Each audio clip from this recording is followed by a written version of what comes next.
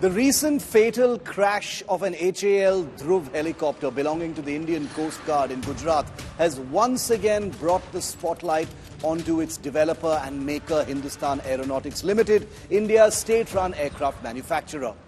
This tragic incident has stirred anger and frustration among veteran military pilots, including Dhruv pilots, many of whom have been vocal about their long-standing concerns regarding the helicopter's design and safety record. The latest accident has triggered a fleet-wide grounding of over 400 Dhruv helicopters in service, largely with the military. The Dhruv is an important part of the Indian military's utility helicopter fleet, a kind of workhorse that moves troops, materials, supplies, weapons, and also performs specialized missions like search and rescue, surveillance, anti-submarine warfare, and anti-armor missions. The accident last week, as you have doubtless guessed, was not the first. Over the years, the Dhruv helicopter has been involved in several accidents. While the versatile platform has been hailed for its indigenous development and multi-role capabilities, recurring issues have raised the alarm bells within the aviation community, and now more than ever before. Critics argue that HAL's alleged resistance to addressing certain safety-critical design flaws with transparency is a key factor worsening the problem and eroding faith in the platform. One retired Indian Air Force pilot, speaking on condition of anonymity to me, remarked, "The Dhruv has great potential, but there are design and system reliability issues that HAL has consistently downplayed.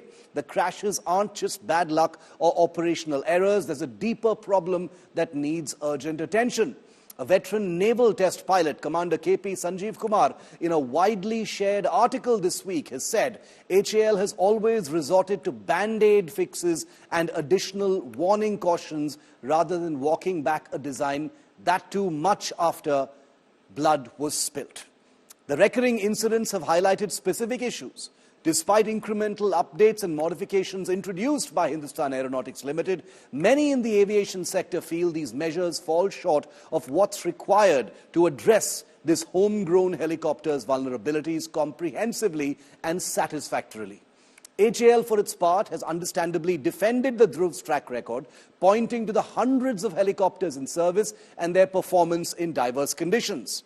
In response to criticism, HAL officials have typically cited pilot error, inadequate maintenance by operators, or extraordinary environmental conditions as contributing factors in these accidents. However, this stance has not quelled the outrage from pilots and veteran experts who demand a more transparent investigation into the design and operational safety of the platform. Some observers also argue that operators, both military and civilian, share a part of the blame for these crashes. Inadequate maintenance practices, rushed training programs, and operational overreach may have compounded the risks. Still, the growing perception is that HAL, as the manufacturer, carries the ultimate responsibility for ensuring the platform's safety and reliability. Some veteran pilots are now calling for the Ministry of Defense to step in decisively.